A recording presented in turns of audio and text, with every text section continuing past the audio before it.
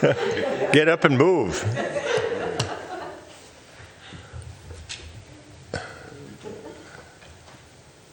It would have been kind of interesting, call the meeting to order with that in the background. It sounded pretty good. Okay. Ready to go, Jennifer? All right. Well, good morning, everybody. It is Thursday, May 18th, 2023, and this is the convening of the Housing and Redevelopment Authority for the City of Edina.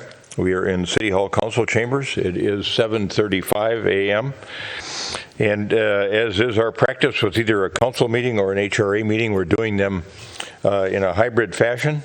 And if you're watching through one of the virtual mechanisms on Facebook or through your computer on edinamn.gov's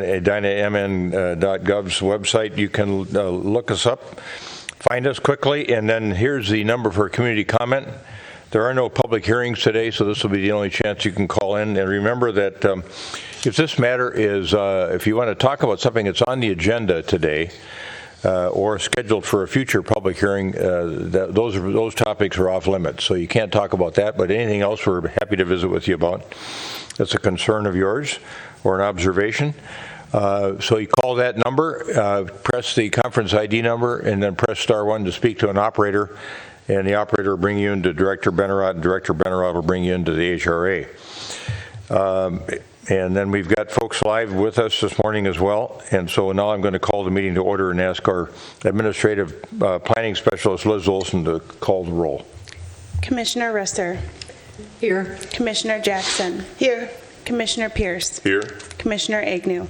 Here. Chair Hovland. Here. Next is the Pledge of Allegiance. I pledge allegiance to the flag of the United States of America and to the republic for which it stands, one nation, under God, indivisible, with liberty and justice for all.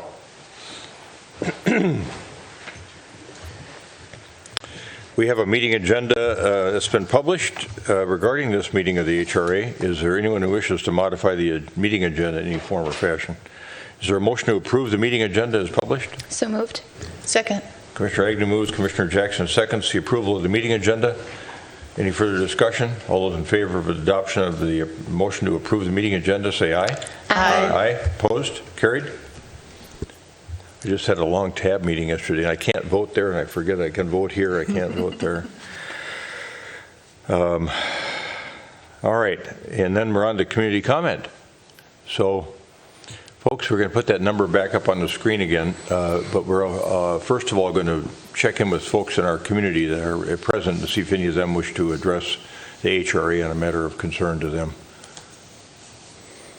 There are some observers with us this morning on some of the topics, so I'll move on then to the virtual world and see if we got anybody with us. There was a lot of hurry up and waiting for me this morning. We don't have anyone on the line yet, but because there is a delay with the broadcast, I would recommend we wait a minute or so before moving on.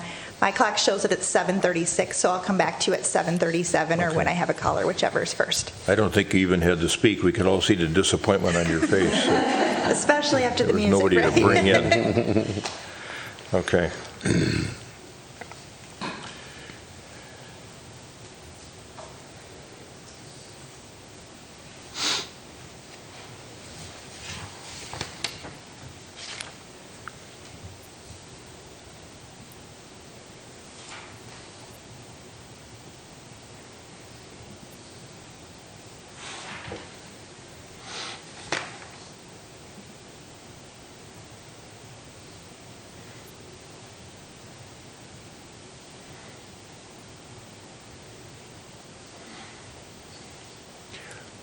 While we're waiting to see if anybody comes online, I just want to encourage everybody who might be listening or in the audience and my colleagues here to go to Current Jam, the high school talent show.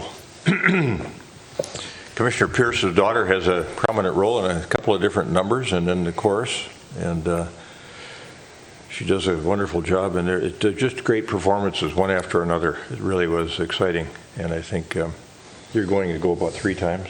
4 times, maybe. Thank you for that PSA. One of the longest minutes of the day has now ended, so I think it's safe for you to move forward with your agenda. Okay. Well, sorry to destroy your hopefulness. All right, we've got, next thing is the committee comment responses from our executive director. Are there any responses you need to make from the prior meeting? There are. All right, very good. We had a question at our previous meeting about the interaction of tax increment financing between cities and school districts. And about 5 years ago, we had really took a deep dive into that discussion, that policy area, to really get a better understanding of it. And so we probably should do that again. And I think that's the conclusion that we came to talk about it publicly, about how does the city's behavior around tax increment financing impact the schools, and does it or doesn't it? How do school revenues work with TIF and the state aid they receive? We knew what that was 5 years ago. It'd be good for us to update that. So the next time we have a public hearing around TIF, we'll have more pointed comments from Mr. Neuendorf or Mr. Anhut around that. In terms of how they interact now, the questioner had recommendations that perhaps our use of TIF was taking money from the school district. It doesn't do that. The city doesn't have the authority to spend money on school facilities. That's part of a TIF. The city does not have the authority to kind of carve out certain department budgets or taxing agencies when it comes to tax increment financing. And, we have a levy that we can use for city facilities and city public purposes. School districts have their own tax levy that they can use for their own purposes, for security or whatever the school board deems that it's appropriate for them to have. So that's kind of a general answer to the question of how does TIF impact a school.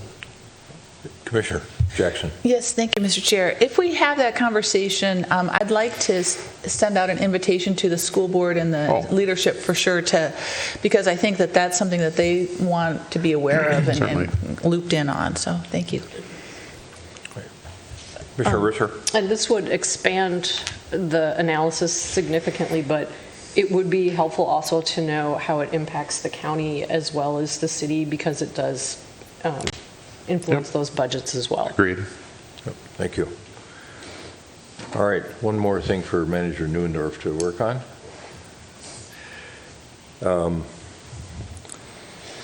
All right, we move on now to the consent agenda. We have 3 items on the consent agenda. Do any of the commissioners desire to remove any item from the consent agenda? Is there a motion to adopt the items on the consent agenda in a single motion? So moved. Second. Commissioner Jackson moves and Commissioner Agnew seconds the adoption of the items on the consent agenda in a single motion. Any further discussion? All those in favor of adoption of the items on the consent agenda in a single motion, say aye. Aye. Opposed? Carried. Now we're on to the heart of the meeting, which is the reports and recommendations portion of the meeting, and we've got a couple of guides from our staff on 2 of the matters that we're going to discuss. One is one that we've talked about in the past, is the housing improvement area, and then the use of spark funds. And Manager Neuendorf is going to talk about that after Stephanie Hawkinson, our affordable housing development manager, makes a presentation about the housing improvement area, an update, and then its possible application to Edina West. Thank you. Manager Hawkinson, welcome. Thank you. Is it on? Yes. Okay, thanks. For some of you, a lot of this will be repetitive.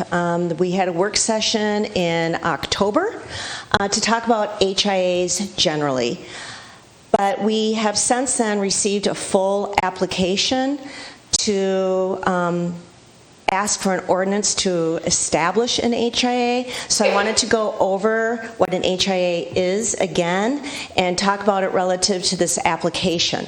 The city has never done this before, so there's a learning curve for everyone.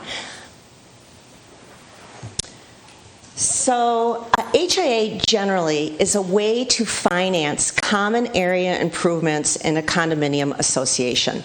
It is allowed by state statute. It is when generally the city will lend money to the association and have it be paid back through a fee that is tacked on to the property taxes. So we approved a policy, you all approved a policy in 2001 to allow for HIAs, and it is for a specific condominium association, a specific area within the city. It is when it's a financing of last resort. It's when they cannot get funding from another private entity, a bank, to be able to do these common area improvements. And again, 100% of it is repaid through a fee that is added on to their property tax statement. So there are statutory requirements to establishing an HIA.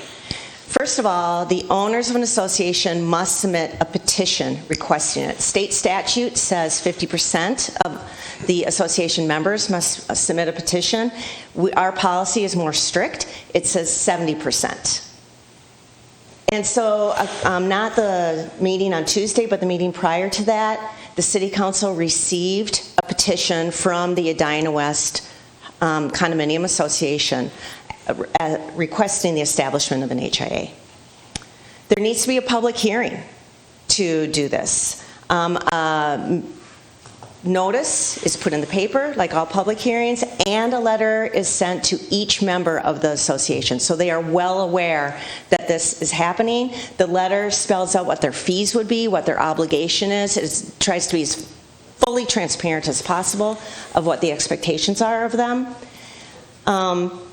There has to be a maintenance plan. We have to make sure that we're not funding something that is not necessary, that these are truly needed, that there's a third-party evaluator to look at the building and what the costs are.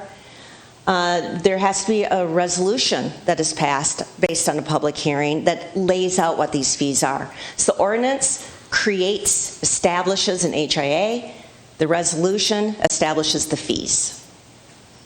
And then there's a process that if members of the association don't agree with it, they don't think that their unit, their home benefits, they can petition to not be included or that it shouldn't happen at all. So there is a process to make sure that there is some, if not consensus, that a vast majority of people want this fee added onto the property taxes.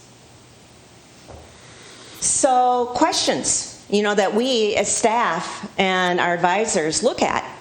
What improvements are needed? Are these truly common area improvements? These are not painting interior units. These are something that everyone in the association benefits from or uses. Are the costs needed for the improvements? Is this reasonable? Are these costs reasonable? Have all other sources of financing been exhausted? Are there enough reserves? Does this extend beyond the reserves? Can they get private financing? And based on our policy, have at least 70% of the members of all the people that live in that condominium association agree to this. So the application that came in is for the Edina West Condominium Association. This is located on the west side at 6075 to 6115 Lincoln Drive. It's 4 buildings and 162 occupied dwelling units. I first was made aware of this property from the engineering department because there was some water infiltration issues that they were trying to figure out how to address. So it's been on the radar for a long time that there was flooding in the underground basements, and it was worried about the integrity of the building. The buildings are over 50 years old. It is NOAA. The vast majority of the condominium units would be deemed affordable. It has code violations that need to be addressed. As I mentioned, the flooding and draining issues, and there were our third-party advisors involved with helping create the scope of work. So back to those questions. What are the improvements that are needed? With Edina West, and I will be going through this at the public hearing, but just to make you aware so you can chew on it before the public hearing, or just to let you know what HIAs are in the realm of them and using a real-life example, is the exterior facades. There's some tuck pointing that's needed, some wood treatment that's needed, there's some drain tiles, insulation, waterproofing, there's some roof replacement issues on all 4 condominium buildings. They had put out bid packages and received preliminary bids from contractors. This was this winter, and by the time we go through the whole process, work will be in the fall. So bids could change, but we have an estimated construction budget of $3.9 million. And this also takes into account that some things will be on a deferred maintenance plan, and they have an annual plan of how reserves will be spent to address additional issues over time. They have gone to other bank financing. The problem is when you have 162 owners and you're trying to borrow money for common area improvements, you'd have 162 mortgages and 162 notes, and then you'd have to figure out how to separate that out between all the different ones. Banks are really not in the business of doing that. There also is the term.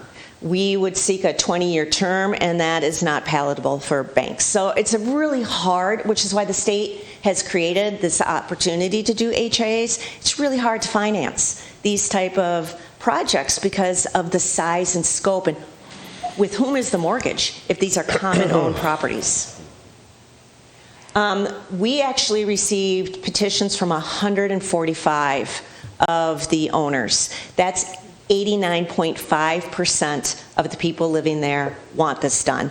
The board has worked extensively over the past 2 years to discuss the scope of work, to discuss their finances. Why did they get into this situation? It's 50-year-old buildings, not due to any sort of error on their part. The reserves just could not keep up with some of these larger deferred maintenance issues. So again, what are eligible? And this is through statute, window, siding, roofing, parking lot resurfacing, common area entries, HVAC, elevators. So all the things that all the residents, all the owners use. Ineligible would be things that are interior to individual units. Painting, carpeting, lighting, anything that is within a unit that typically a homeowner would need to be responsible for on their own, privately. So there's a checklist that we have, and we're about a third of the way through the checklist on creating and establishing an HIA. They submitted an application, they have a reserve plan, they demonstrated that there's no other funding options, they created a petition, they got 89.5% of the owners to sign off on it. There was a meeting a couple weeks ago to accept the petition and to schedule a public hearing, so that's happened. On June 6th will be the public hearing. Anyone can speak to it. We'll have the list of the improvements. Then there's going to be a first reading of the ordinance in June 20th. So also a public meeting. There'll be a third public meeting on July 18th for a second reading of the ordinance and to adopt the resolution imposing the fees and adopting the ordinance, if that's the direction that the city council will want to go in. So there will be many opportunities to discuss this and to look at it. There's more communication with the owners to make sure they totally understand what the ordinance says, what their obligations will be for the next 20 years. Then the meeting, we will have a development agreement that will be discussed at a public meeting. Then there's the summary publication of an ordinance. So there's a lot of touch points between the public officials and the public at large. So their scope, as I said, is an estimated $3.9 million. It includes siding, insulation, concrete work, tuck pointing, grading, landscaping, waterproof, waste tank, roof, electrical. So it is clearly not interior to the units, but something that they all benefit from. And so at our work session in October, we talked about different ways of financing this. And after some discussions with and I'm going to hand this off to Nick in just a second, we believe that the best way for the residents to make their funds go the farthest is general obligation bonds, to roll this in with our bonding authority. Thank you, members of the board. Nick Anhut with Ehlers and Associates, financial advisors to the city of Edina. So once a city establishes its ordinance and a resolution governing the fee, city council has authority at that point to consider the issuance of debt to provide the funding source that the fee will then repay over time. And it has the ability to issue general obligation bonds that are backed by the full faith and credit of the city as a whole. So you'd be putting your backing behind those bonds in the event that any of that fee revenue did not come in or there was a shortfall. The city would pony up, essentially, to provide the interim repayment and then use other mechanisms to collect the fees that were deferred. Advantages to this is it obtains a much lower cost of financing than could otherwise be obtained, both in the private market as well as if we use some of the other mechanisms on the previous slide, the revenue bonds. The bonding does not count against the city's statutory debt limit in any way, but again, it does provide the backing, and so it does carry some forms of risk to the city if that repayment doesn't come through the fee revenues. And it will impact your credit rating. It does count just like any other debt, even though it is sourced directly from the fees. A couple of the other measures that we evaluated in the work session, things to think about in terms of risks with the process. Certainly the owners do have the option to object and veto potentially the entire establishment, so there's a process for that, and we're going through it. Stephanie's already mentioned that well in excess of the city's policy in terms of the turnout in the petition to actually move forward. So the residents have identified that they do indeed want this mechanism and they want this project to improve their common areas.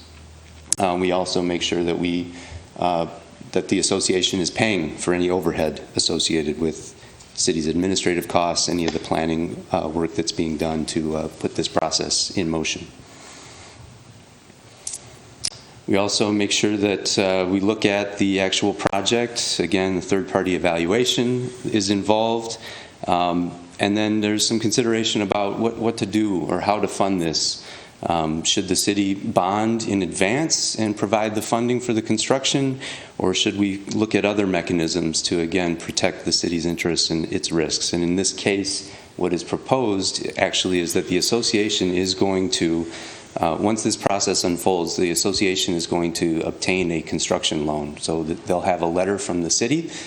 Should the council approve this process all the way through and adopt the resolution, they'll have a resolution that says we have established this fee mechanism. It is in place, and that will help them obtain construction financing. And then the city would only issue bonds once the construction is complete, all the project costs are done, and only the amount that's necessary at the end of the day. And so that actually will protect, puts the burden on the association during the interim period, but again, we will have established that the fee is going to come in and the bonds are only issued and accruing interest in the city's name once everything has been complete and it's all been approved.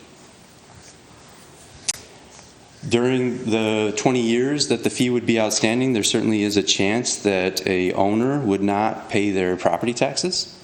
So, and that would create a shortfall in the revenue source to pay back the bonds.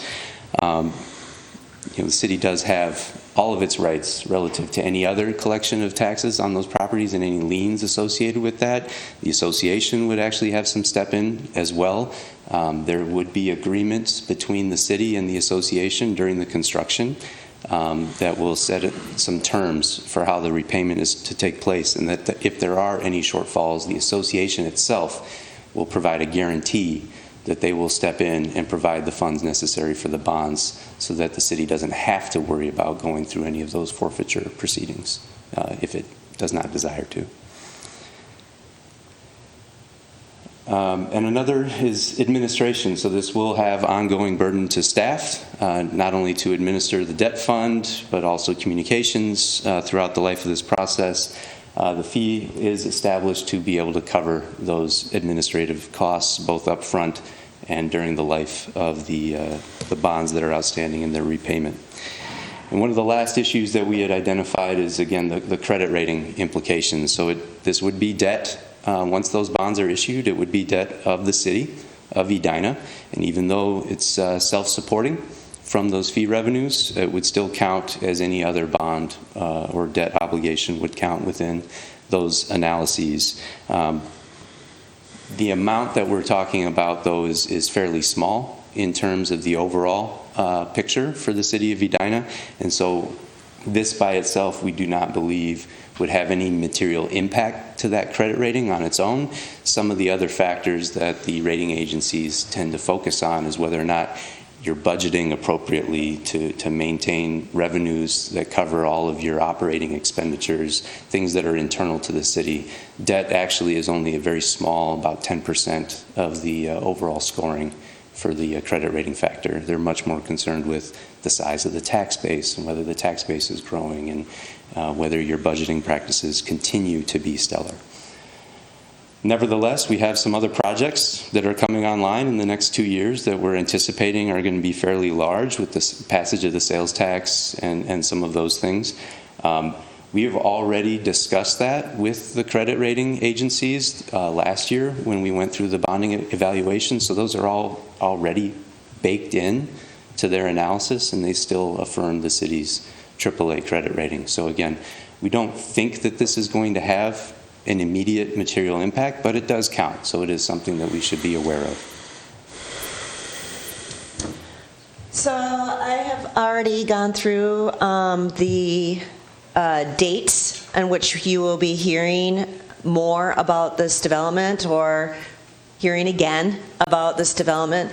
And we just think, we talk a lot about the preservation of NOAA property and how we're going to go about preserving NOAA property. And it's one thing when it's rental apartments, and it's different when it's condominiums. And the city does have a fair amount of these affordable, older condominiums. And this is one way that we're able to help preserve and maintain them and help the association. We are getting some requests from others.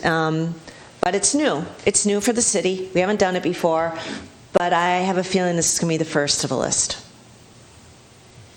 So I don't know if there's any questions that you have prior to June 6th, but I wanted to, get everyone up to speed on what we are working towards. Yep, thank you both for the presentation.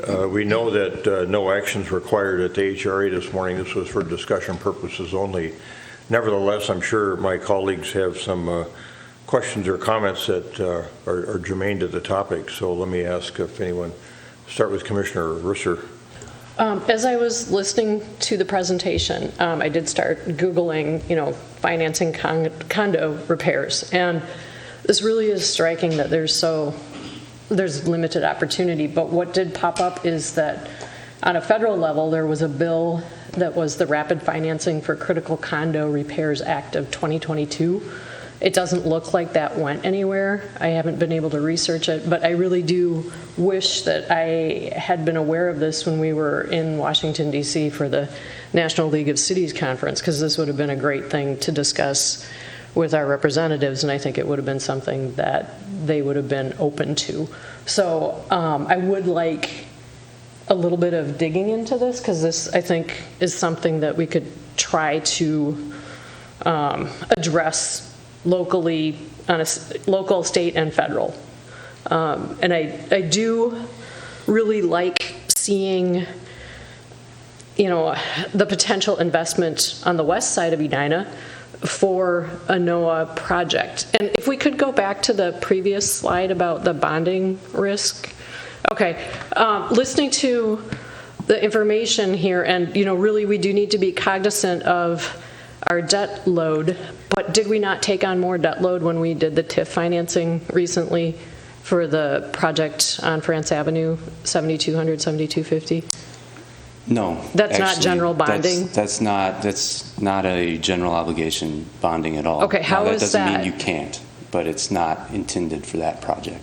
Okay, so general bonding is not used for that at all? No, there's no guarantee that the city's providing on any of that. It has to be, the project itself has to deliver all of those resources. Okay, all right. Good to know. I'm still trying to wrap my head around all of this. It's a little confusing. At this point, I don't have any other questions, so I don't know if other Thank you. people do. Commissioner Agnew. Thank you so much, and thank you for the presentation. This is my first introduction, given that I wasn't on the board last October, and I think that this is just it's a fascinating mechanism to really fill a gap that isn't out there today. It's so interesting to me that banks won't lend to, which makes sense, right, when you think through the logistics of it, but that you couldn't almost like incorporate the HOA and allow something like that.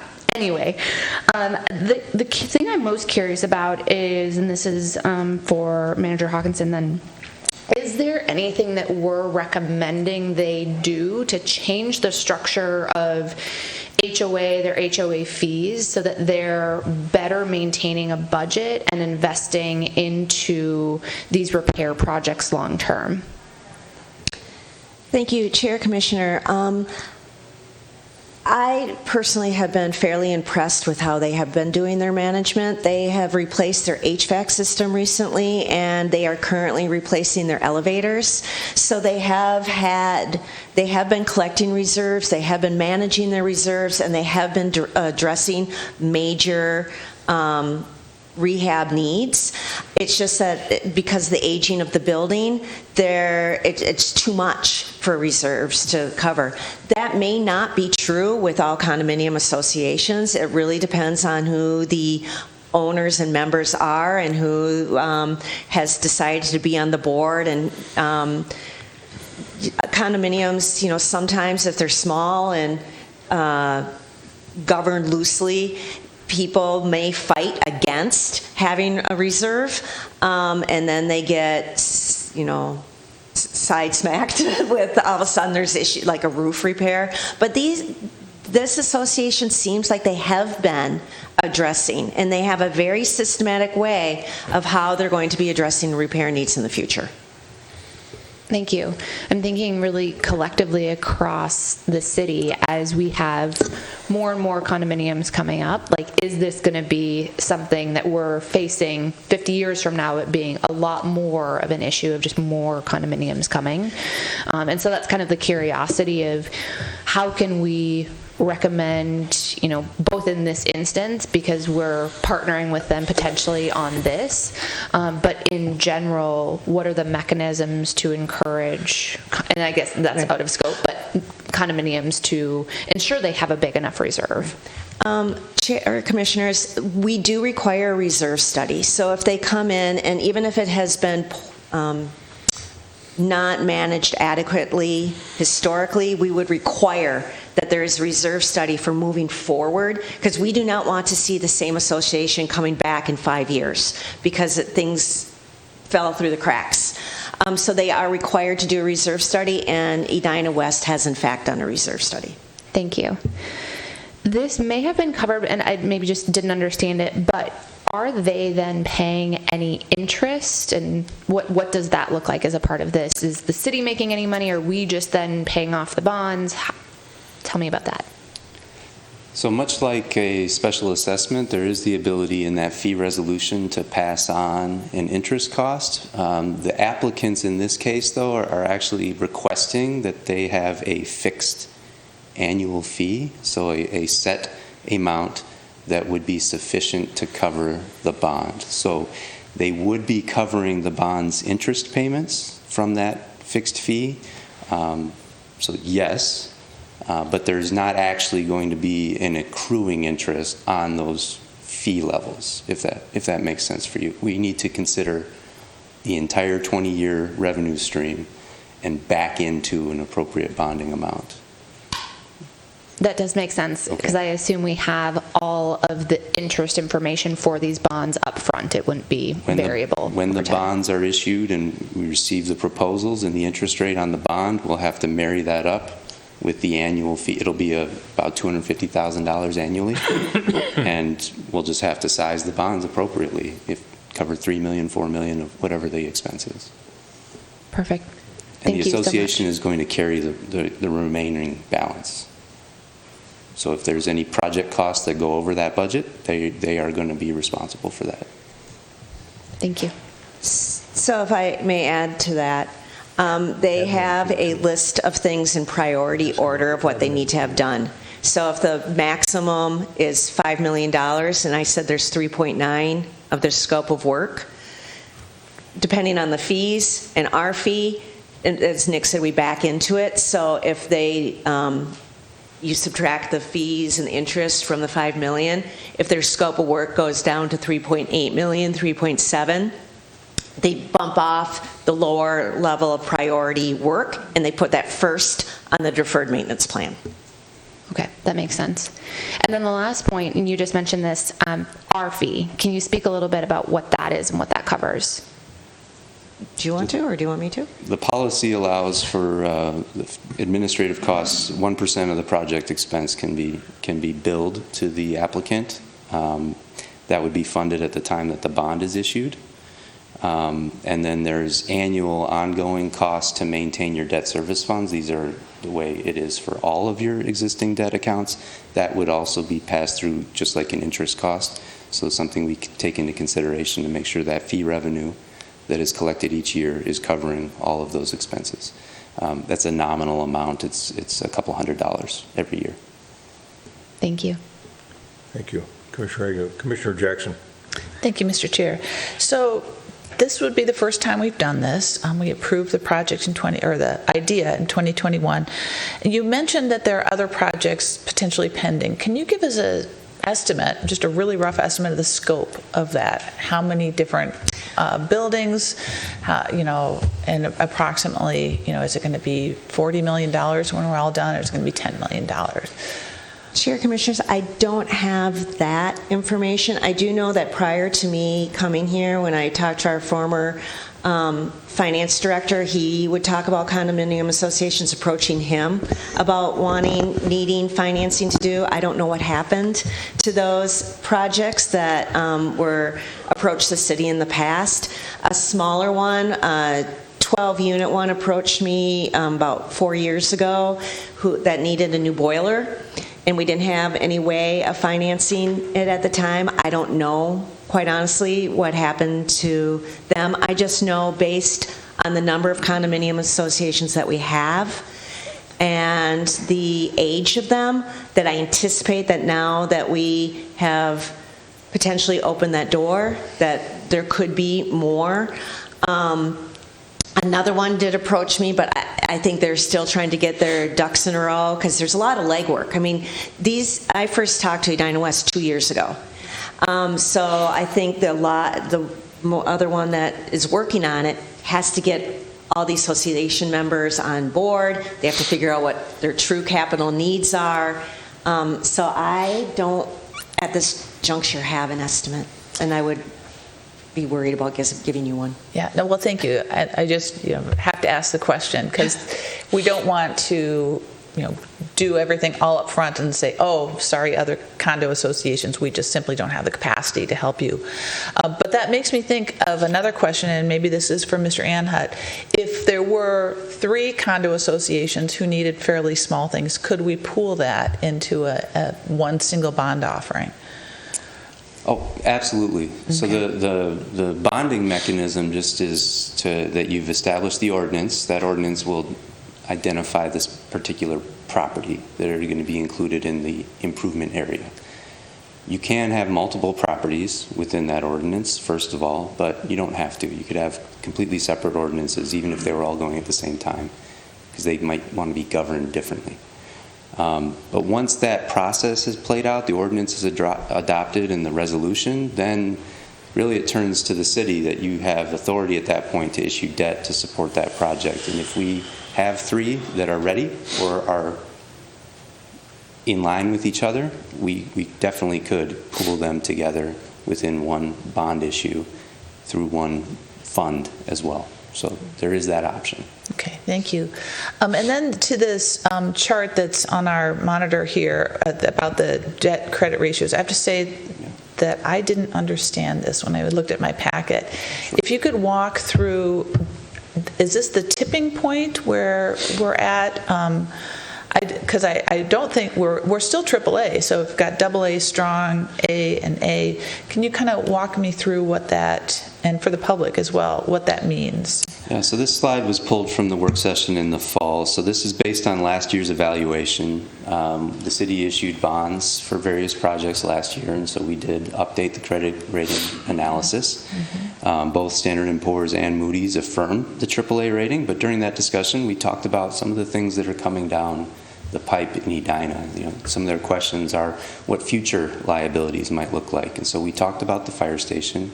We talked about all the park improvements involved with the sales tax financing, which was still a bit unknown at that time, but we told them this is something we think is coming. And so really the differences between the columns in the chart is taking into account those other projects. What do we forecast that these various ratios will look like once the fire station has come on board, once the sales tax financing has come on board? This is part of the analysis that was undertaken by the rating agencies last year. And so you see the ratios are worse, they're higher, but they're still in a level that preserve the city's AAA rating. So again, we had to talk about some of these big projects that are coming on board. The HIA was not discussed, so this is another $3 to $4 million that would tack onto that. Again, a very small amount in relation to those other much larger projects, but it does add up over time. Yeah. So that's really the design of the slide, is just to show where the city was at in forecasting its future capital needs in that evaluation. Okay, so these are actual ratios based on current is what's current, and then forecasted is including these additional projects that we know are coming up. So current would have been in '22. Okay. What was on the books at the time of the evaluation, and forecasted would have been including future capital needs, including the fire station, sales tax, and street reconstruction projects. Okay, and then you said in the overall picture that the rating agencies look at, this is a fairly small percentage of the factors that they take into account. Their debt criteria is about 10% of their overall scoring measurement.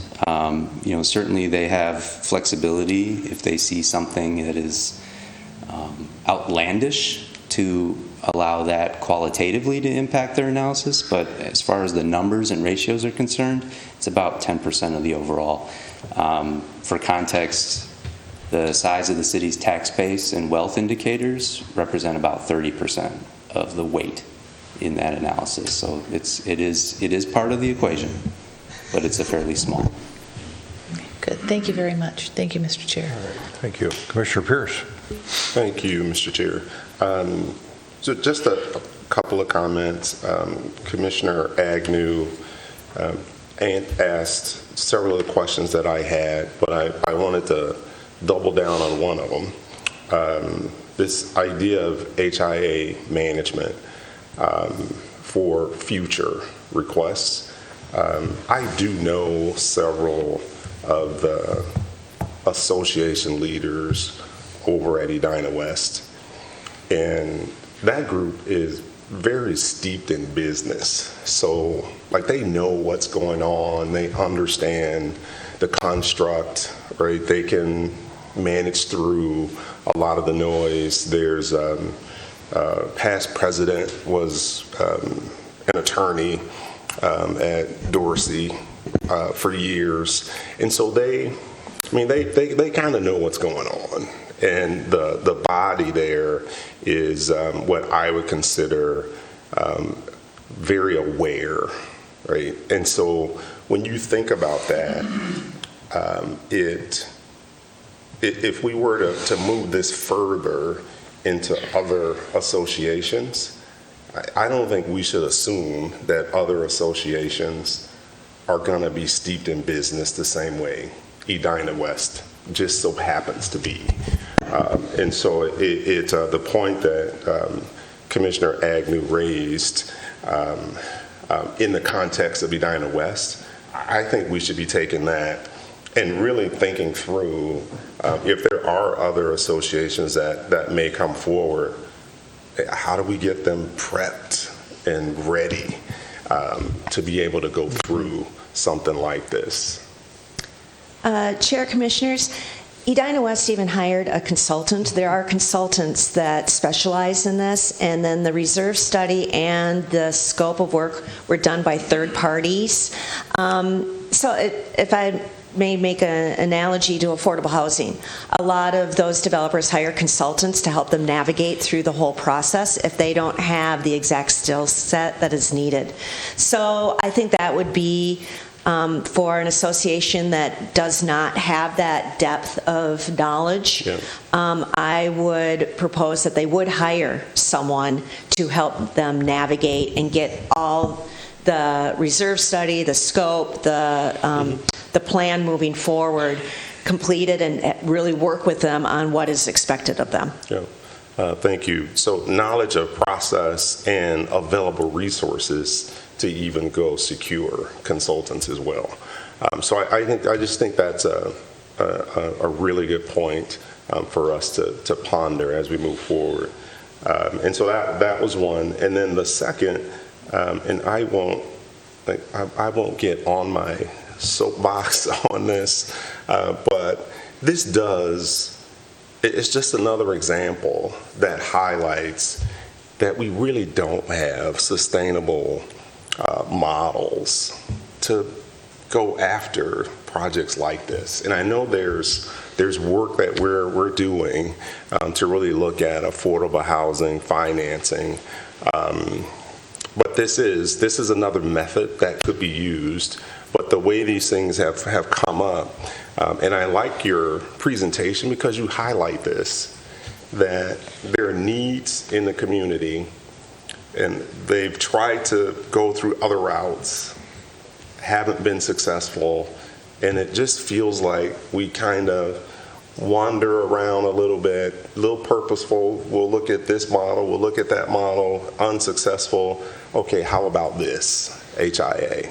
And we've not done it before. And so I just think it underscores how important it is for us to continue as a city in trying to find sustainable ways, sustainable models, so that we can really start to make even more progress on our affordable housing. So I wanted to make that point. And then now I can't remember the question specifically from Commissioner Agnew, but I do know that it was related to mismanagement. I'm going to use that word, mismanagement of reserves. And I do know in this particular case that there were some challenges from the original construction that they just weren't aware of. And building stays around for that long, and some of these things kind of come to fruition. And then once they do, I mean, you're living there. Lots of these residents are retired, fixed income. You have to go through this deferred maintenance and address the things that are major up front. And once you start that cycle, right, you can never catch up. And so in my view, this is an attempt to really do the maintenance that's needed to catch up. And then if they're able to continue to manage the reserves in a responsible manner moving forward, then I think we could end up with Edina West having a lot of NOAA that we can use into perpetuity as a city. Mm-hmm. Thank you. Thank you. You had one more? Yeah. Thanks. Go ahead, Commissioner Jackson. Yeah, thank you, Mr. Chair. I just want to follow up on that because to me, it's so exciting to have these options, and I love the fact that Commissioner Pierce wants to normalize this and make it into a sustainable model. But the fact that we have something that we're working with that then can become a sustainable model, I just want to celebrate that for a minute, that we are trying different things. This is groundbreaking, it's innovative, and I know that you're looking for opportunities, and we as a city are looking for opportunities to have different types of affordable housing in our city. And so I'm looking at this from my experience working on environmental issues. We've tried different policies, and now we are a model that then other cities can follow. And so I love the fact that we have these opportunities, and I want to make them sustainable. But boy, how nice to have materials to work with to work towards that. So I just want to celebrate that for a minute. Just a few questions, comments. My colleagues have done a great job covering some of the key areas. I just wanted to give a response to how is this the first time that we've done this? There was a brief conversation going on with a previous kind of association when I came here in 2010, but really this process demands a lot of the private property owners, and this was really the first one that's kind of gone the distance for a lot of the reasons I think that Member Pierce has identified. But we've learned from this process too, and so this is the first one that we've advanced to you. Yep, thank you. Commissioner Risser, and then I'll make a few comments. Could we go back to the previous slide? It does appear, and I appreciate Commissioner Jackson's comments. It appears the forecasted ratio is really actually now the current ratio. And I'm wondering if we could get an updated analysis, because we now have the fire station underway. So we have more information, and we also need a third fire station. So I don't know how far out we need to project when it comes to forecasting, but just thinking about that and wanting to have as much up-to-date information, as this proceeds. Mr. Anhut, can you By way of provide any guidance on that? I think in 2022 was the fire station anticipated. We actually will be going through this process. On Tuesday night, the council approved moving ahead with bonding for its own projects. So we're going to be going through a new analysis that will update these ratios. And so as part of those discussions, we do discuss future capital needs. I don't know that we've had any substantial changes from last year, but that will be part of it. And then when the city goes through its CIP process, actually, you have a very robust process of evaluating those future capital needs and how it relates to the funding sources that'll be necessary for that. So that is part of your internal CIP process that you will be evaluating. So it's ongoing, but I think these are still relevant for right now. But know that in a month's time, I'll have an actual updated rating from those two credit rating agencies to present to the city. So. Thank you. On that issue, I was pleased to have you talk about the criteria that the rating agencies look at, as we've maintained this double, AAA bond rating for probably 30 years. That criteria is 10% of the scoring, but tax base is 30%, which is really critical. So when you look back at some of these charts that we look at when we're doing annual determinations on raising property taxes, and we see the growth in our tax base, our estimated market value of our property from the Great Recession in, let's say, 08, 09 to the present has doubled from probably $8 or $9 billion to almost $16 billion in market value. So that's something to be mindful of as we go about analyzing these projects in the future. In our quest to continue to have the lowest possible borrowing rate, which is triggered by a double AAA bond rating. So just a comment on that. There could come a time when we see a condominium. I mean, these are really important things. I think to me, it's a balancing question. It's a balancing test. It's the importance of preserving and maintaining quality housing in our town that has affordable ownership, balanced against the potential impact on your credit rating. And so though these projects seem somewhat small, as if they compound, it could have an impact. And then you could get yourself in a situation where you want to help a condominium association, but when you look at how they've been managed in the past, they haven't been able to do the most fundamental things of replacing windows and siding and common area entry doors, HVAC, elevators, somebody mentioned with Edina West. Really get really gets you thinking hard about, well, okay, we want to make sure that people have quality places to live that are affordable, but you kind of got yourself into this mess in the first place by not having adequate reserves.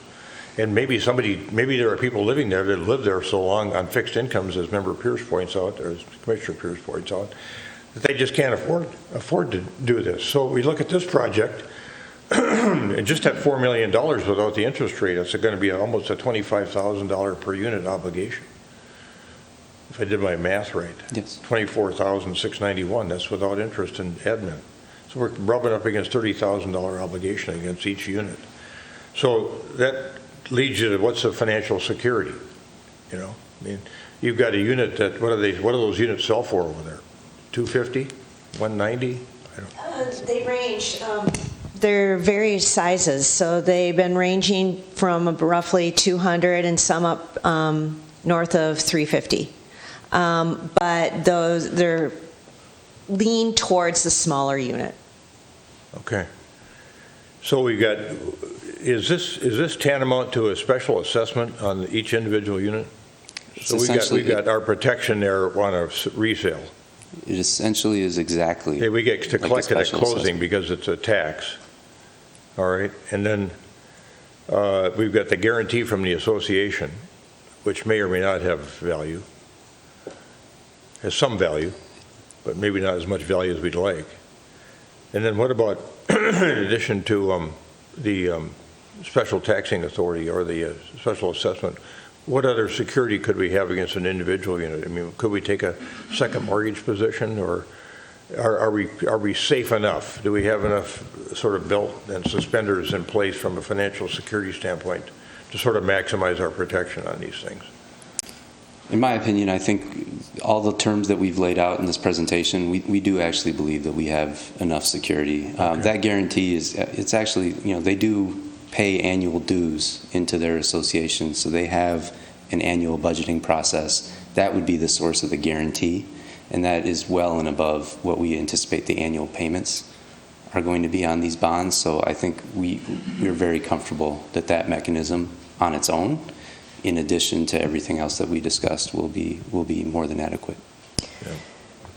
And I'll add, Chair and Commissioners, that they did an analysis of outstanding mortgages on the individual units, and a lot of them are owned outright. So as far as if someone went into foreclosure and we had to get our fees out of the sale of the unit, we're well protected. Okay. Because that seems to me to be an important factor, too. If I was a credit rating agency, I want to know, well, how well did you protect yourselves on getting repaid for the money that you loaned this condo association? So I really like this notion that's been raised by Commissioner Pierce, and I think it was Commissioner Agnew, maybe all of my colleagues. That notion that you require the establishment of a reserve fund adequate in scope to manage the future preservation and maintenance requirements of the association.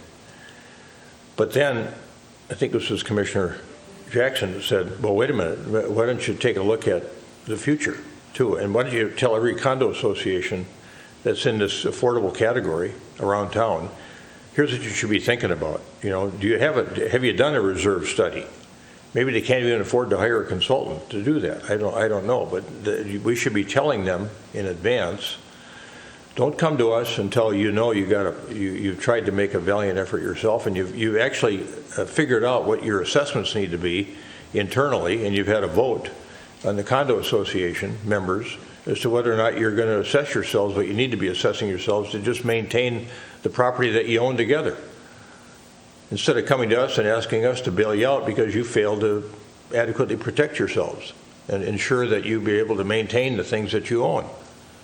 So I think it's a one-off situation. As much as we'd like to have I guess we can have standard policies in place and processes for protecting ourselves and doing the analysis, but it does seem to me there's going to be a one-off sort of analysis on these things as we go forward, with that quest of providing and preserving and maintaining quality, affordable ownership housing balanced against fact that you put yourself in this situation.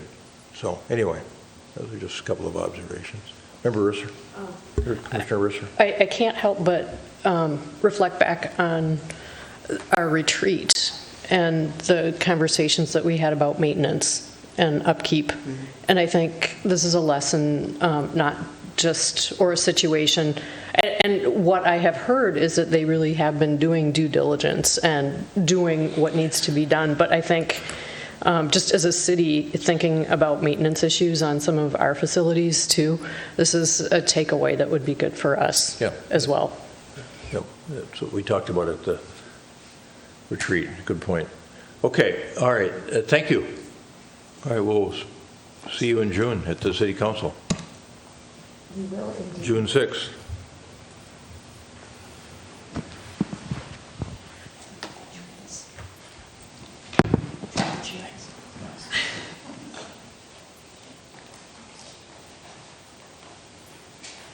The other observation I was going to make was, somebody, I think, what are the different mechanisms for this? It does seem as though it would be good to go to the state and ask them in the scope of their housing work, Minnesota Housing Finance, to think about, and maybe they have something like this, a mechanism at the state level for doing condo repairs that wouldn't push it back on local government.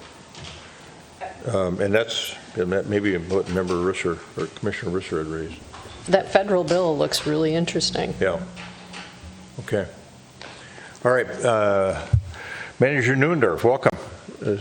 We haven't talked about spark funds for a while, but it's nice to catch up on what we have left. Yes, good morning. So the second topic for the morning is also a discussion. We're not seeking any action this morning. This presentation will look familiar to some of you. It's virtually the same one that we discussed last fall. But I wanted to bring it back back in front of the group to get your input and discussion and direction as we prepare some programs and some plans to invest these monies in Edina. So in 2021, we established the SPARK program, which was initially funded with about $9.6 million in available cash. So not debt, but this is cash on hand. There was special legislation in 2021 that allowed the cities to take those monies and establish a program that we named SPARK that would invest in the community, in private investment in the community, and create jobs. The legislation is very unique. It hasn't happened maybe ever, and the city was pretty bold to jump on that and take that opportunity. So we've been working extensively with Nick Anhut at Ellers, also our legal advisors at Dorsey and Whitney, to craft a program that satisfies a state law, but also advances goals of the community. So there is currently about $6 million left in this program. We've already funded the Edina Theater renovation and reopening, working with the Chamber of Commerce on their innovation lab, getting that built, and then provided some money to the apartment developer that's going to be building a new road to the Fred Richards Park. So that's where the initial monies have gone. With the remaining balance, my initial recommendation is to create a few different programs that supports small businesses as well as larger investments in the community. So I'll walk through each of these. I don't have a lot of super detail refined, but I wanted to start the conversation and get your input and direction. It is interesting that most of our economic development efforts, we use TIF, and those tend to go towards large projects, $10 million projects, $80 million projects, $120 million projects. Currently, we don't have very many programs, in fact, almost no programs to support and incentivize that small business. And so I'm recommending we establish 2 programs specifically aimed at smaller, locally owned businesses.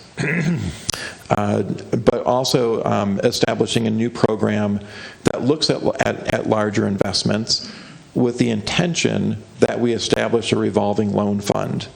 So right now we have about $6 million left. We could issue grants, forgivable loans, and invest the money and be done with it. What I'm recommending is that we consider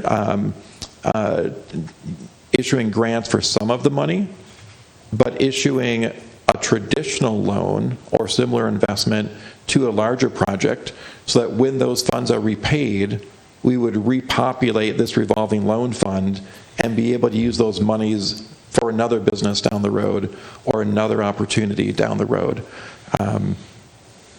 In Edina, we've been able to do something similar with the Centennial Lakes funds.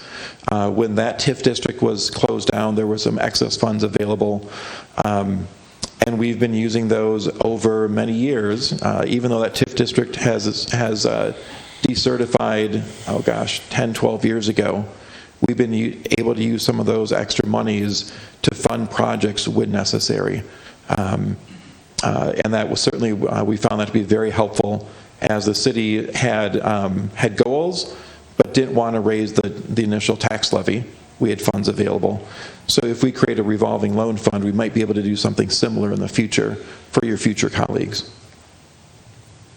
So I'll walk through each of these three ideas in brief, and then I want to turn it back over to you for your discussion and direction.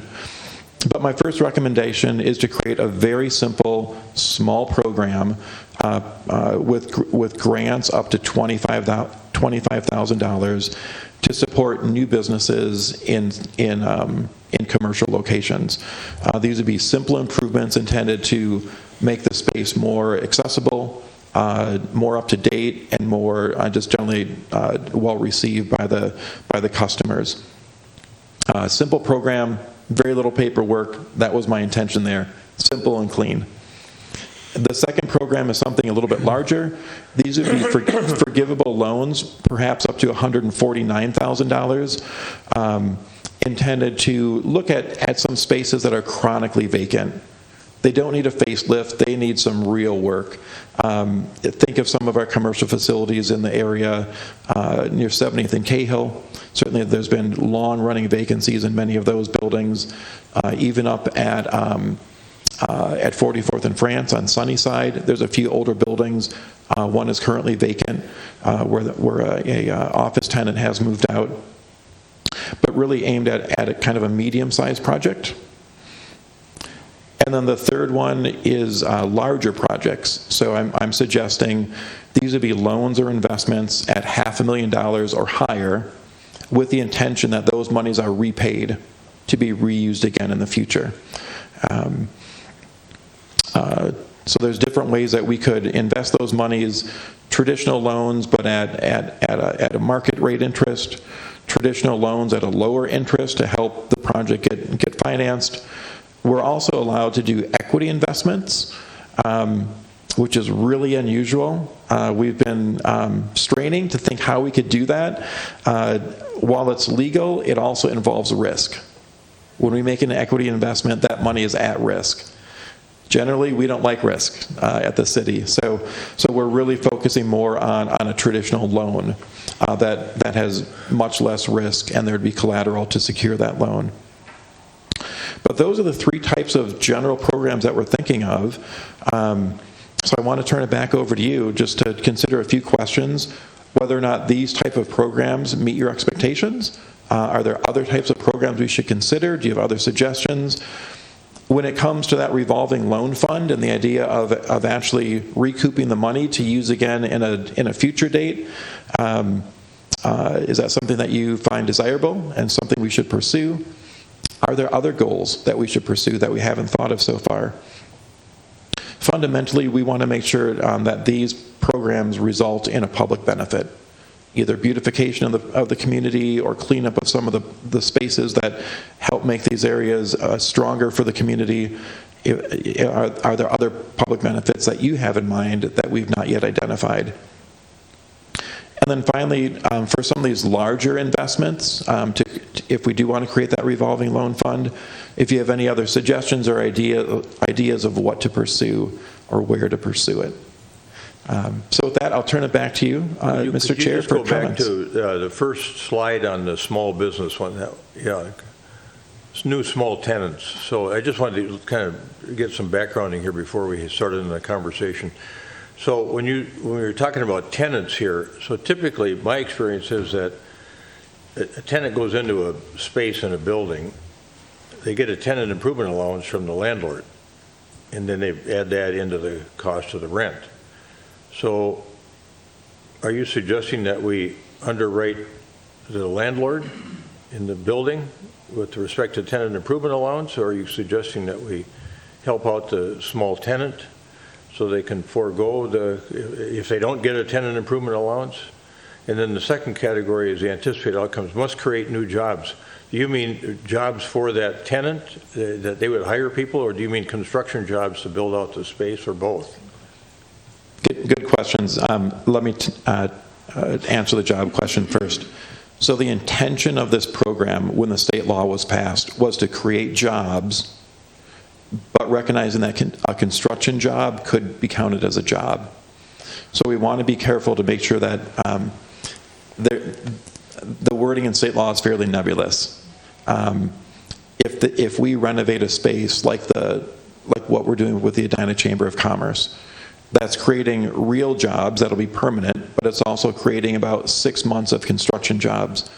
We think that passes the bar.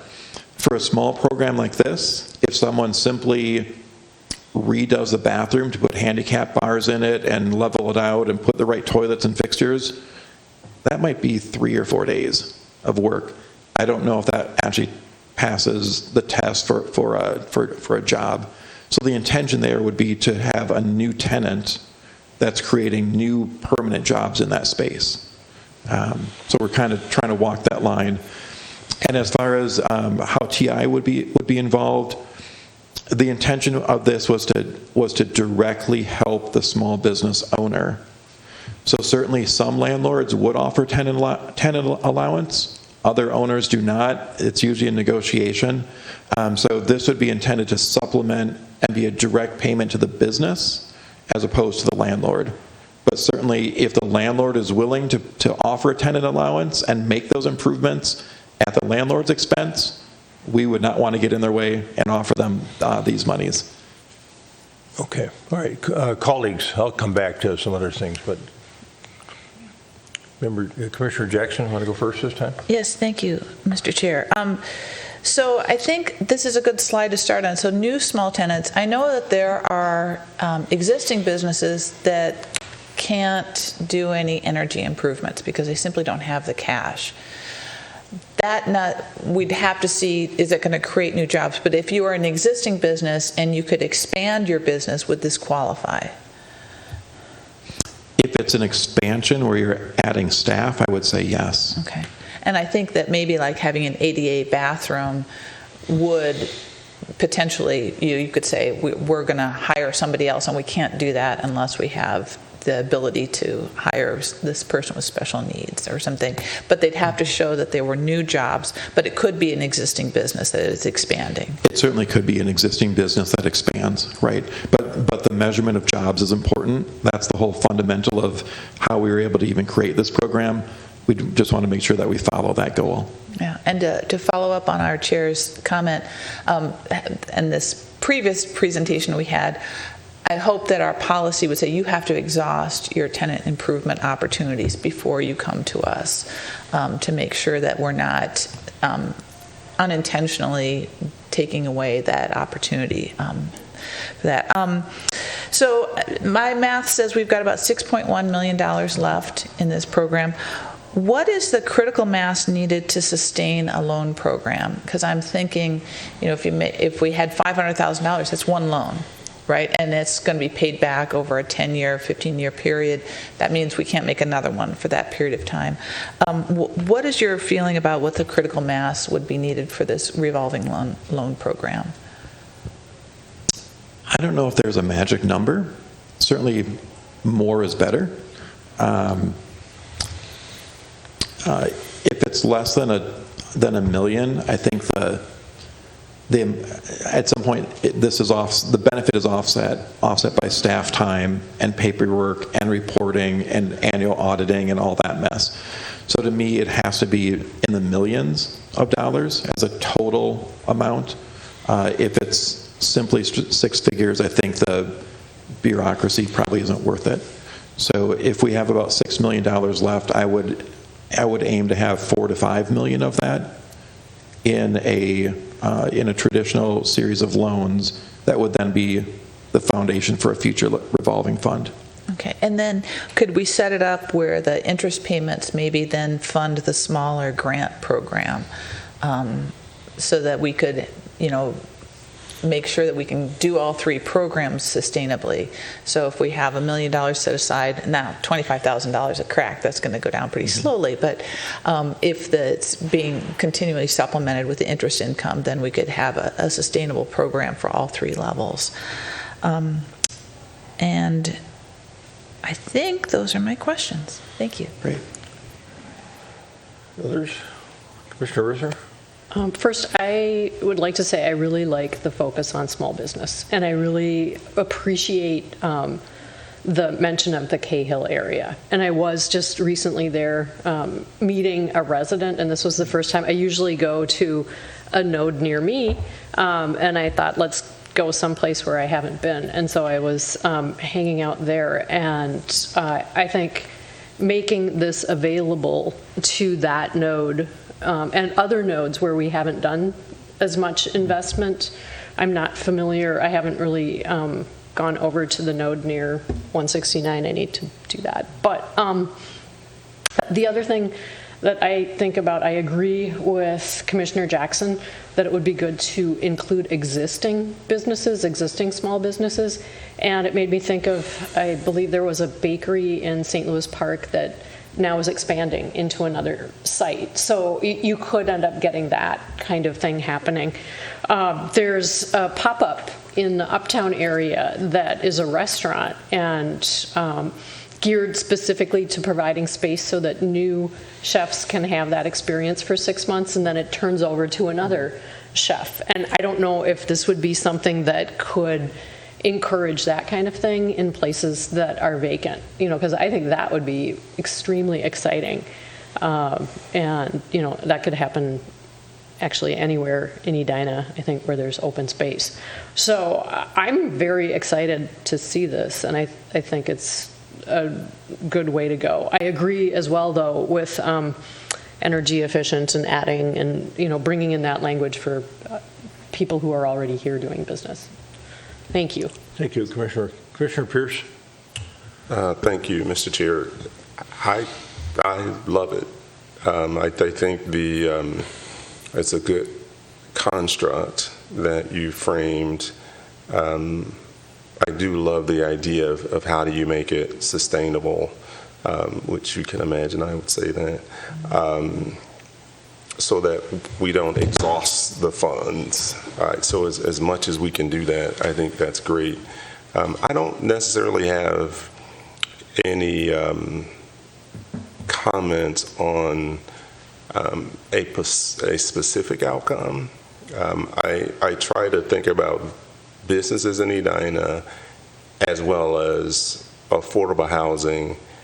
Those things are assets for the city. And if we can figure out how to make those substantive assets into the future, then that puts us in great standing in the future. And so I think this is a great way from a small business perspective, because I do think the future is going to be small to medium-sized businesses. And so I think this is a good way to do it. The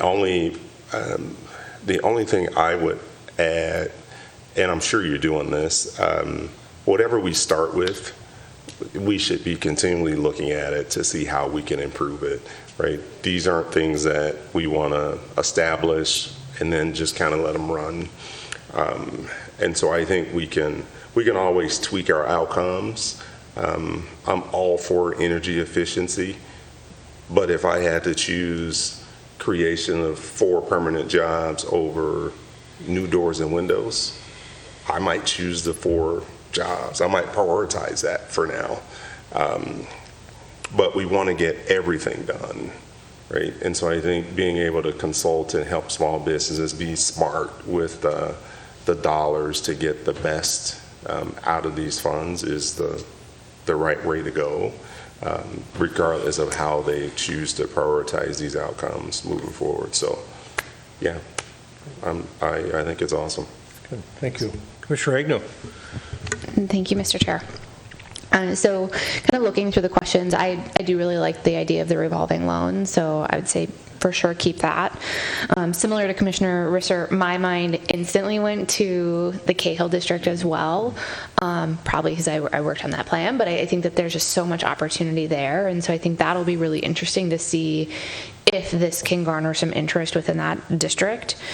And then when we think about what other goals should be pursued, and this would be, I think, particularly relevant if there's kind of an oversubscription or an over-interest in leveraging these funds, but somehow measuring community impact. And where my mind goes is, there's a difference between another clothing retailer coming and a clothing store that also does mentorship for teaching individuals how to create AI fashion and also leverages like prototyping within the store. So still kind of on the surface, the same type of business, but has a broader community impact. And so I'm just thinking through, that could potentially be another goal that we're measuring of how does it build community, how does it bring people together in maybe unique ways. And yeah, so overall, I think just really excited to see some of the projects that come through. And this is, I just haven't been through this phase yet. Do we as a board or as a city council get to review, get to like understand these before they go for funding? Or is that all managed through your office directly? So, great question. So how we anticipate that is for some of these small business programs, we would actually establish a program. Staff would prepare it, bring it to you for the approval of the program, along with a total dollar amount. Once you establish the program, I think it would become a staff function to actually get the businesses selected, make sure that we get the monies deployed. That way you see the big picture, but you don't get involved in every minute little detail. But for the larger investments that we are using to create the revolving loan fund, I think just the sheer size of that potentially, I'd want to bring to you and get your direct approval on those larger ones. But especially the smaller grants, like $25,000, I think we'd just be looking for your overall approval of the program. Then, of course, we'd report back, give you the results, and that type of involvement. Wonderful. Yeah, maybe we could set whatever that threshold is, and I don't know if it's, maybe it would just be at the 150, because then it would be the too small level, but super interesting. So thank you for all your work on this. I share the same enthusiasm my colleagues share on these ideas you've come up with, and thanks for thinking about how to deploy those funds, those spark funds, and get them working in the community. I think we all realize that in business, small business is where the growth is. That's where your opportunity is to grow something small into something really of consequence, and that benefits our community too, potentially. In that middle category, new small to medium tenants, you say grants or forgivable loans up to 50% of costs, not to exceed $149,000. Do you mean that is the maximum amount to be loaned or the maximum amount to be forgiven? Good question. I was looking at it as a maximum amount to be loaned and potentially forgiven. I haven't quite figured out the whole balance there. But the idea of the forgivable loan is businesses need the money today, but we want to make sure that they're there for more than 3 months. If we're putting a larger contribution into this. So the idea is that it would be forgiven after they stay in place for a certain number of years, or after they deliver that other community impact. We would define that on a case-by-case basis, but theoretically we could forgive that full amount. Okay. The way I read it was they could borrow up to $150,000 basically, and half of that would be forgiven. But you're saying you could potentially forgive the whole thing. I guess I'd prefer that we look at those in that category. instead of you just making that determination at the staff level. Because we might want to make some, well, I guess it depends on how the program is crafted, but we can talk about that, whether we want to forgive the whole thing or up to 50% of it. Okay. And then the other thing I would just mention is you had alluded briefly to equity, you know. I would say keep your eyes open for opportunity there. You know, you never know what our HRA might think about wanting to invest in or take an ownership interest in, depending on the level of risk. You know, I mean, it's in a sense, it's if we're prepared to give grants or prepared to give forgivable loans, those could be interpreted as risks because you're betting on those businesses succeeding and not requiring them to pay you back. Well, why wouldn't we look at taking an equity position on something if it looks like it's a potentially good opportunity? So I'd say keep that in the back of your mind as well. Commissioner Jackson. Yes, thank you, Mr. Chair. I just want to go back to Commissioner Agnew's idea of, you know, the community impact. Before we had a green building policy, we had a checklist for developers to look at for environmental aspects. So it was completely voluntary, but it gave them ideas for what our values were in a building. And so I would suggest putting something together like that, you know, going back to our fundamental documents, the comp plan and everything, and giving them an idea of what we're looking for. So, and then they could fill out the checklist. It's not binding, but then we could come up with, you know, bring it to us and we have something like, hey, what's the technology aspect of this, and things that they might not otherwise think about. So just to get that additional idea. You prompted Thanks. Commissioner Pierce to some follow on. Yeah. We're on a good idea. Right. What I like about that, right, it's like popcorn. So to again double down on that concept, I internalized Commissioner Agnew's point a little differently, but it also made me think about the Innovation Center. And so I think it'd be interesting to be thinking about, and I guess I maybe say it this way, requirements of these small businesses to actually give back and create more impact. And one of the ways they could do that is participating with the Innovation Center. I think they give small loans to early stage businesses, and they look for businesses to kind of come in and help those businesses get established. Like, that's one way to do it. So I think that might be interesting. And then I think Member Agnew has mentioned AI a couple of times now. So I think that's awesome. This idea of us being a little bit more prescriptive, and I know it's a fine line, right? These are private enterprises, but this idea of saying, hey, you know, we believe these types of businesses using these types of technologies will yield more value for our community in the future. So we'd like for you to, right, be considering using this kind of technology.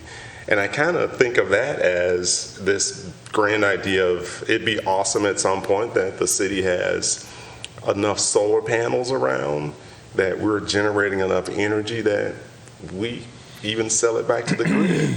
Now that's 2 decades from now, but that is like, this is how those ideas get surfaced. This is how they get seeded, if you will. So I like that idea. And I think it definitely has merit to dig into it a little bit. Commissioner. Thank you, Mr. Chair. We're on a roll. I know. Well, that really, it kind of spurred something else, and I think that this is something that I would be curious about us measuring at the program level, but also, like, what are the demographics of the business owners that we are partnering with or investing into, particularly with that lens of diversity, equity, and inclusion. So maybe not something, obviously, that we could do on a necessarily case-by-case basis. I don't know what that would look like, but even as we're looking at what is the impact, what is our kind of breadth of partners that we have in this, that would be one mechanism to track it on. All right, and then Commissioner Risser. I echo what my fellow commissioners are saying, and also want to add that now when realtors are evaluating homes, they are addressing the walkability issue. And so to be investing in small businesses, ideally throughout Edina, in those business nodes, and really doing that is such a sound investment all across the board. And this is good, not just for the areas, the small businesses, but also for our real estate portfolio and all of this. So it's all interconnected and interdependent, and so this is just fantastic. I thought this is continuing this stream of consciousness here and thinking. I thought Commissioner Pierce had really an interesting idea here, the nub of an idea where, let's say that, we know the Innovation Lab is working with businesses that aren't startups. They're ongoing businesses that are trying to get to the next level of success. But nonetheless, I think they have the capacity, like you say, new small tenants, maybe we could require them to do a small business checkup, where we could ask them, and maybe we can use some of these spark funds to pay tuition for them to go in there for a small business checkup. And they could look at their business plan and other things that they're doing, and that way we're helping the Innovation Lab and we're helping them. And then when you get to the small and medium-sized tenants, those could be ongoing businesses. Depending on whether they fit the profile of the lab or not, maybe we could require that they go through at least a short course with the lab. And maybe we provide the tuition for that, or in part, but as a condition of the loan, they pay for part of it, we pay for part of it. But anyway, give all those ideas some thought. All right, well, thanks for bringing this to us this morning. Yeah, and thank you for the robust discussion.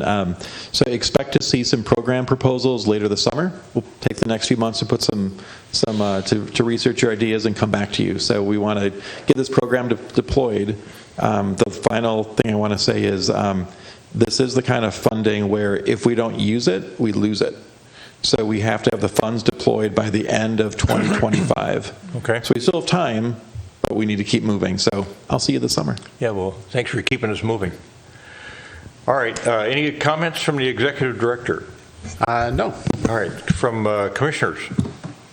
All right, the only comment I have is when we talked about the Innovation Lab, we had a chamber board meeting over in their main conference room this month, and we got a tour of the work in progress in the lab itself. So I think it's almost ready for viewing by the council members. It's really a wonderful space, and I think you'd all enjoy being able to see it. Now, we should see if we can arrange a tour time when they think it's appropriate. Yeah, I was over there yesterday, and they are getting very close to being ready to do that. Yeah, it's really fantastic space.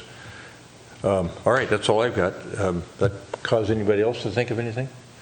All right, is there a motion to adjourn? So moved. Second? Commissioner Jackson moves, Commissioner Agnew seconds. Motion that we adjourn the meeting of the HRA this Thursday, May 18th, 2023. Any further discussion? All those in favor of adjournment say aye. Aye. Opposed? Carried. We stand adjourned.